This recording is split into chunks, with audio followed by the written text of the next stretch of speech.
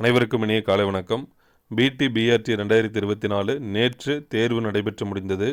தேர்விலிருந்து கேட்கப்பட்ட வினாக்கள் திருப்திகரமாக இருந்துதான்னு கேட்டிங்கன்னா பொதுவாகவே இல்லைன்னு தான் நிறைய பேர் சொல்கிறாங்க. அது உண்மையும் கூட. நானுமே கொஷின் பேப்பர்லாம் பார்த்தேன். ரொம்ப கடினமாக தான் இருக்குது. அந்த குறிப்பிட்ட 3.5 மணி நேரத்துக்குள்ளார பயன்படுத்தக்கூடிய வகையில் இல்லை. அது உண்மை தான். கொஷின் பேப்பர் ஈஸியாக வரணும்னு நானும் சொல்லவே இல்லை, நீங்களும் யாரும் எதிர்பார்க்க மாட்டீங்க. அது எனக்கும் தெரியும். ஈஸியாலாம் வரவேணாம். அது ஒரு டஃப்பாக இருந்தால் தான் நல்லாயிருக்கும். ஆனால் நம்ம சப்ஜெக்டில் ரொம்ப டெப்த்தாக கேட்டாலும் நம்ம ஆன்சர் பண்ணியிருப்போம். ஆனால் நேற்று கேட்கப்பட்ட வினாக்கள் பார்க்குறோன்னா கண்டிப்பாக அது கருத்தே சொல்ல முடியல. அந்த மாதிரி தான் இருந்தது. அதனால் எல்லாருக்குமே அப்படி தான் இருக்குது. கட் ஆஃபை பொறுத்த வரைக்கும் ரொம்ப குறைய தான் போகுது. இதுக்கு முன்னாடிலாம் பார்த்தோன்னா ஆரம்பத்தில் 120 110 இப்படிலாம் சைக்காலஜி இருக்கும்போதே அந்தளவுக்கு ரேஞ்செலாம் இருந்தது. இப்போ அந்தளவுக்குலாம் இருக்காது. எல்லாத்துலேயுமே எக்ஸ்பெக்டட் கட் ஆஃப் குறைய தான் போகுது. எல்லாருமே நம்பிக்கையோடு இருங்க. நம்மளுக்கு டென்டேட்டிவ் ஆன்சருக்கு யூடியூப்பில் நிறைய ப்ரைவேட் கோச்சிங் சென்டர் வெளியிட்டிருப்பாங்க. அது ஓரளவு முழுமையாக இருக்காதுன்னு நினைக்கிறேன். முழுமையாக விட்டிருப்பாங்களான்னு தெரியல. சப்போஸ் வெளியிட்டிருந்தாலும் அதில் கொஞ்சம் சிறிய மாற்றங்கள் இருக்கும். ஆனால் நிறைய பாடங்களுக்கு இன்னும் முழுமையாக ஆன்சருக்கு விட்டிருக்க மாட்டாங்க. இன்னும் நம்ம ஓரிரு நாட்களில் நம்மளுக்கு கவர்மெண்ட்டு டென்டேட்டிவ் அஃபிஷியல் ஆன்சருக்கு வந்துடும். அதன் பிறகு தான் நம்ம கட் ஆஃப் எவ்வளோ வரும் அப்படிங்கிறதெல்லாம் ப்ரெடிக்ட் பண்ண முடியும். நம்பிக்கையோடு இருங்க. கண்டிப்பாக உங்களுடைய ஹார்ட் ஒர்க் அதற்கான ரிசல்ட் நிச்சயமாக கிடைக்கும். ஒரு கொஞ்சம் வினாக்களை பார்த்துட்டு ஈஸியாக இருக்குன்னு சொல்கிறவங்களுடைய கருத்தை என்னால் ஏற்றுக்க முடியாது.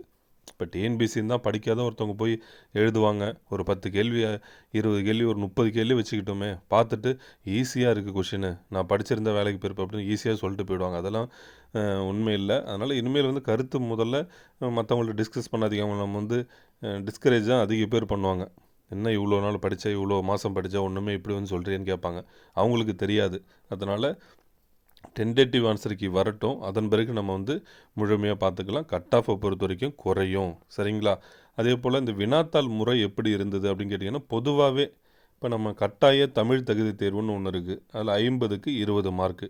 ஆனால் எலிஜிபிள் மார்க் வாங்குகிற அளவுக்கு தான் இருந்தது அப்படிங்கிறது என்னுடைய கருத்து. ஏன்னா இப்போ நான் எனக்கு எதுவுமே தெரியாது.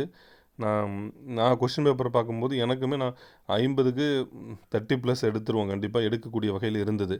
ஓரளவு எனக்கு அடிப்படை தெரியும். அப்போவே படித்ததால் ஓரளவு எனக்கு 10 வருஷம் ஆனாலுமே இன்னும் எனக்கு அந்த பாஸ் மார்க் வாங்குகிற அளவுக்கு இருந்தால், ஆனால் கேட்கப்பட்ட கேள்விகள் கடினமாக தான் இருந்ததுன்னு தான் நான் சொல்லுவேன் பொதுவாகவே. எலிஜிபிள் மார்க் வேணால் வாங்கிடலாம். அதுவுமே ரொம்ப ஈஸியாக வாங்கிட முடியும் அப்படின்லாம் நான் சொல்ல விரும்பலை. ஏன்னா இலக்கணமும் டெப்த்தாக தான் இருந்தது. கேட்கப்பட்ட வினாக்களுமே ரொம்ப கடினமாக தான் இருந்ததுன்னு தான் பொதுவாக எல்லாருமே சொல்கிறாங்க. நிறைய பேர் ஷேர் பண்ணும்போது மேஜரில் நாங்கள் சரியாக செஞ்சுருக்கோம், இங்கே தமிழ் எலிஜிபிள் டெஸ்ட்டில் பார்த்தா எனக்கு டவுட்டாக இருக்கிற மாதிரி இருக்குது அப்படின்லாம் அதுதான் சொன்னாங்க எல்லாருமே. ஏன்னா அவங்க காரணம் சரி தமிழ் எலிஜிபிள் டெஸ்ட் தானே பார்த்துக்கலாம், ஈஸியாக தான் வந்துட போகுதுன்னு தான் நிறைய பேர் இருந்திருப்பாங்க. பார்க்கலாம். கண்டிப்பாக நீங்கள் எலிஜிபிள் மார்க் எல்லாருமே தேர்வு எழுதின எல்லாருமே வாங்கிடுவீங்கன்னு எனக்கு நம்பிக்கை இருக்குது. அதனால் நம்பிக்கையோடு இருங்க. நம்ம மேஜர்லேயுமே பார்த்தோன்னா ஒரு 10 யூனிட்ஸ் இப்போ என்னுடைய பாடத்தில் இருக்குது அப்படின்னா சராசரியாக ஒரு யூனிட்லேயும் 15 வரும்னு எதிர்பார்த்தோம். இல்லை அப்படி வரலனாலும் 10 கேள்வியாவது வரும்னு எதிர்பார்த்தோம்னா நிறைய யூனிட்ஸ்லேருந்து குறைவான வினாக்கள் கேட்டிருக்காங்க. நிறைய டாபிக்ஸை ஒமிட் பண்ணிட்டாங்க. நம்ம இம்பார்ட்டன்ஸ் நினச்சிட்டு படிச்சிருப்போம்.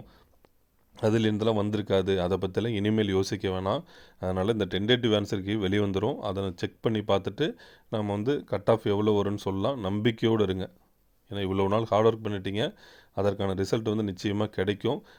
ஏன்னா நம்ம படிக்காமல் நிறைய பேர் சொல்லுவாங்க. அதெல்லாம் நீங்கள் காதில் எடுத்துக்காதீங்க. பார்க்கலாம். நமக்கு இன்னும் ஓரிரு நாட்களுக்கு இன்றிலிருந்து இன்னொரு 3 நாளைக்குள்ளே புதன்கிழமைக்குள்ளார நமக்கு டென்டேட்டிவ் ஆன்சருக்கு வெளியிட்டுருவாங்க.